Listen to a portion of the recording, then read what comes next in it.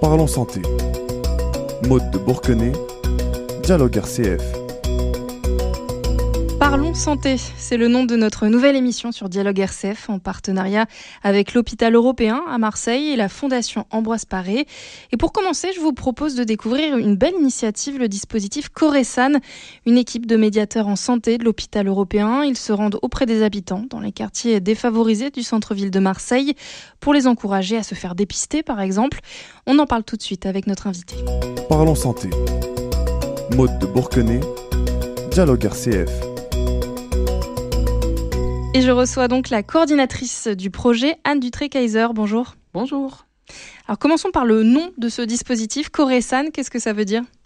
Alors c'est lié à son histoire, c'est que c'est né durant le Covid, donc Coresan pour coronavirus. Ensuite le nom s'écrit avec un HE comme Hôpital Européen et SAN comme santé sanitaire.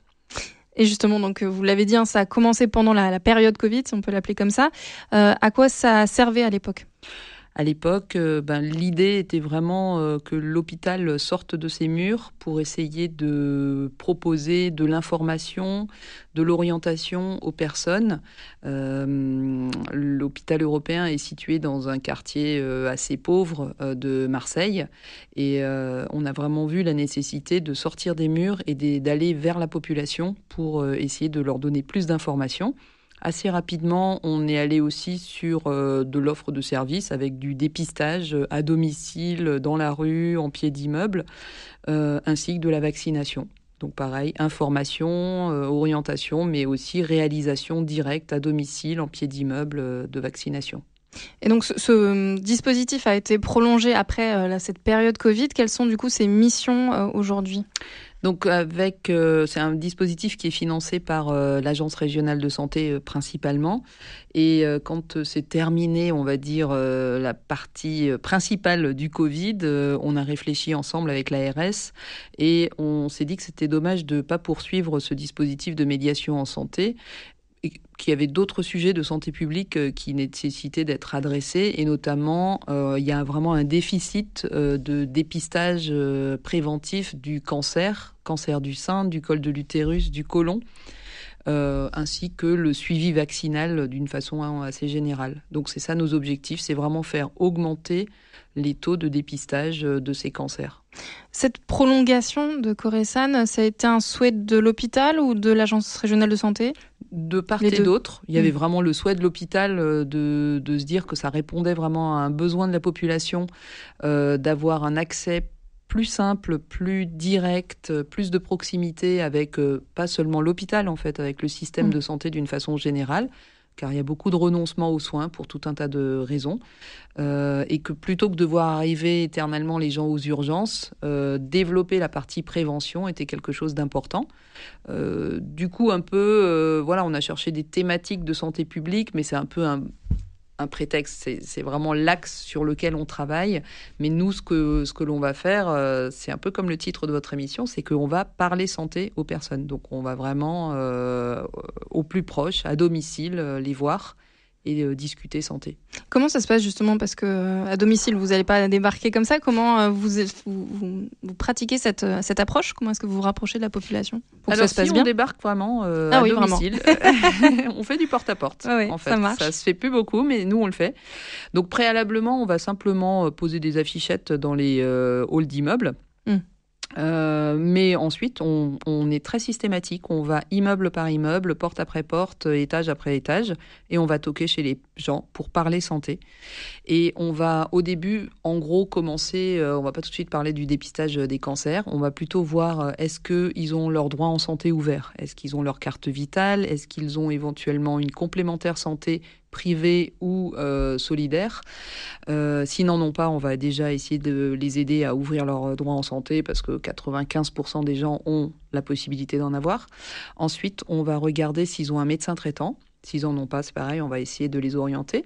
Et ensuite, on va, en fonction de l'âge et du sexe de la personne qui nous ouvre, on va lui proposer les dépistages qui existent. L'informer déjà, savoir si elle connaît ces dépistages, est-ce qu'elle les a déjà utilisés, est-ce qu'elle connaît la fréquence. C'est des campagnes nationales, donc il y a vraiment une fréquence. Pour la mammographie, par exemple, c'est de 50 à 74 ans, tous les 2 ans. Donc nous, on va s'assurer déjà que la personne elle a connaissance de cela. Et ensuite, si on arrive à la motiver, ou elle est déjà motivée, et dans ce cas, on va voir tous les leviers qu'on peut actionner pour que elle le fasse.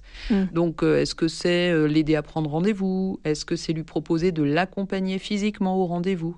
Ça peut aider, ça? Il peut y avoir un besoin d'accompagner? Il peut y avoir un vrai besoin, des personnes qui maîtrisent mal la langue française ou qui sont ce qu'on appelle avec un niveau de littératie en santé où ils ne sont pas suffisamment à l'aise et où l'institution, que ce soit l'hôpital ou que ce soit une consultation médicale, les impressionne et en fait, finalement, ils préfèrent renoncer plutôt que de s'y confronter. Donc parfois, il y a des gens, on va les accompagner et ça va faciliter la réalisation vraiment du dépistage. Dans cette équipe, qui sont ces médiateurs en santé, justement? Alors, dans notre équipe, on a 4 médiateurs en santé. Enfin, 3 actuellement, on est en train d'en recruter un 4e et une infirmière. Et puis moi qui coordonne le projet avec ensuite un petit pool de coordination de l'hôpital européen. Les médiateurs en santé, ils ont des parcours divers et variés. Il y a quelques formations de médiateurs en santé, mais elles sont encore très peu nombreuses en France. Donc, ils ont leur propre parcours. Et après ça, nous, on les forme et on les fait progresser dans le métier. Et l'infirmière, elle est là vraiment pour faire l'appui de l'équipe sur tout ce qui va être les parcours de santé. Par exemple, une personne nous ouvre la porte, elle va nous parler directement d'un problème qu'elle a de diabète, par exemple. Oui. Beaucoup de gens ont du diabète et qui, pour des raisons diverses et variées, ne prend plus en charge son diabète ou le prend mal et a bien conscience qu'elle ne le prend pas bien en charge. Donc nous, on va s'intéresser quand même à ce problème-là et du coup, l'infirmière, elle va être en soutien des équipes pour reboucler avec le médecin traitant, voir qu'est-ce qui se passe? Est-ce qu'on peut les aider à reprendre un rendez-vous chez un endocrino? Est-ce qu'il faut faire des analyses, etc. Et se coordonner avec le médecin traitant pour que la personne, sur cette problématique, soit reprise en charge correctement. Et puis après, si la confiance est établie, on va aller sur les dépistages organisés. Vous êtes bien accueillis?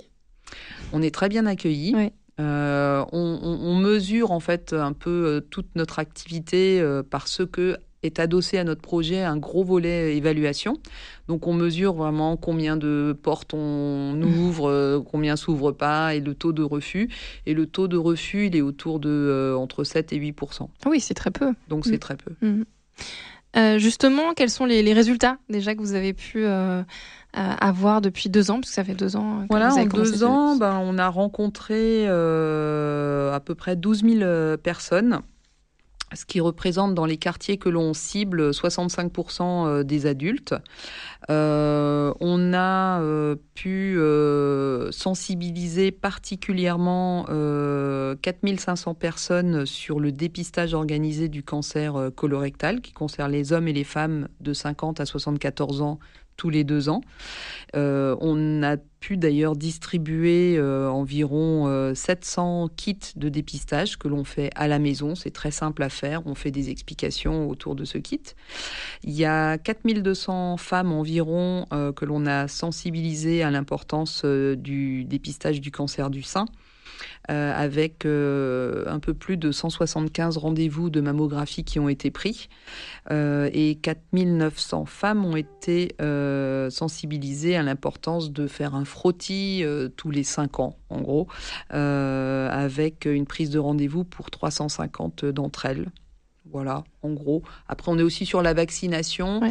La vaccination, en fait, du Covid, c'est un sujet qui est un peu plus compliqué et que du coup, on a laissé passer les 6 premiers mois du début du projet avant de s'y remettre. Il y avait vraiment une crispation autour de ce sujet et on a préféré... à cause de l'obligation vaccinale. Voilà, et donc du coup, là, en plus, on essayait vraiment de faire de la pédagogie, de rappeler quel est le principe d'un vaccin, comment ça fonctionne, pourquoi on le fait. Et on est plus axé en fait sur diphtérie, tétanos, polio, où on fait des rappels tous les 20 ans, à partir d'un certain âge, notamment pour les adultes qui souvent ne savent pas qu'il y a des rappels à faire. Et puis on focalise pas mal sur le papillomavirus pour les ados. Donc là, on fait des actions dans les collèges, les lycées, mais aussi après dans les centres sociaux, etc. Et puis l'hiver, on fait quand même de la sensibilisation autour de la grippe et du Covid pour les personnes les plus fragiles. Vous parlez du fait que l'hôpital européen se situe dans un quartier défavorisé. Dans quel quartier est-ce que vous agissez justement ? Est-ce que c'est juste à côté de l'hôpital européen ou est-ce que vous avez élargi ? Donc, on est vraiment sur des zones très précises. Donc, on travaille dans le 1er, le 2e et le 3e arrondissement de Marseille. Et au sein de ces arrondissements, on progresse quartier par quartier. D'accord. Donc, on a commencé par Noailles. Maintenant, on est sur Belzins. Dans le 2e, par Butte des Carmes, Marché du Soleil, etc. Là, on est autour de Forbin et de Masno. Et dans le 3e, on a commencé par toute la cité Félix Piat, Saint-Mauron. Et puis là, on est plus sur la place Arzial-La Butte et on va petit à petit s'étendre vers Belle de Mai. Ça, ce sera plus à l'horizon 2025. Au-delà du porte-à-porte, est-ce que vous organisez des opérations spéciales ? Est-ce que vous avez des partenariats, par exemple ? Oui, on fait beaucoup d'actions aussi avec des partenaires.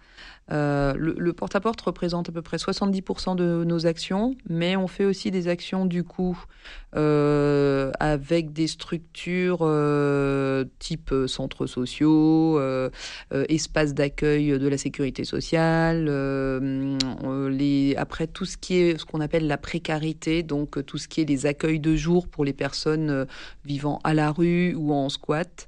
On va aussi dans tout ce qui est les centres d'hébergement collectif, les résidences à Doma, les centres, les CHRS, etc. Et donc là, on a tout un tas de partenariats avec ces institutions. Pour la suite, est-ce que vous allez continuer pour l'instant sur cette voie ou est-ce que vous avez des projets d'évolution ou de nouveautés ? L'évolution, ça va être de continuer à couvrir les territoires. Ça va être aussi de trouver comment pérenniser les actions, alors d'un point de vue financier, bien sûr, mais aussi comment, avec 4 médiateurs en santé, couvrir un territoire où, malgré tout, il y a plus de 130 000 personnes qui vivent.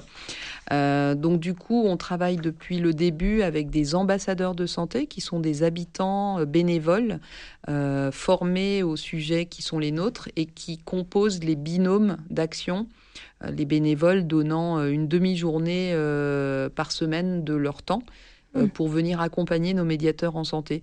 Des binômes, c'est-à-dire qu'ils font une porte, il y a 2 personnes par porte, c'est ça ?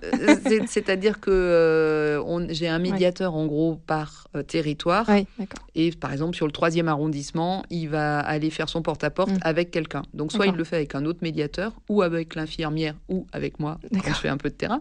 Et sinon, avec un ambassadeur de santé. Et du coup, il y a une complémentarité aussi de langage, d'approche culturelle, etc., qui est pas mal avec ces ambassadeurs de santé qui sont hyper investis. Et voilà, que je tiens à remercier d'ailleurs pour leur investissement.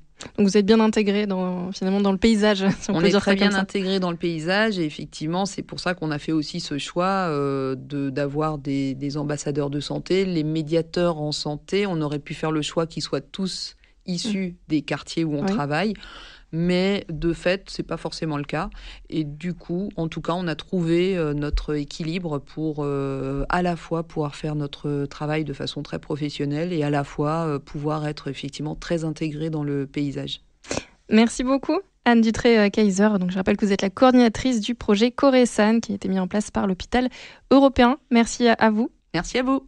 Et merci à nos auditeurs d'avoir suivi cette émission. Vous pouvez la retrouver en réécoute sur rcf.fr. Parlons santé. Maud de Bourquenay, Dialogue RCF.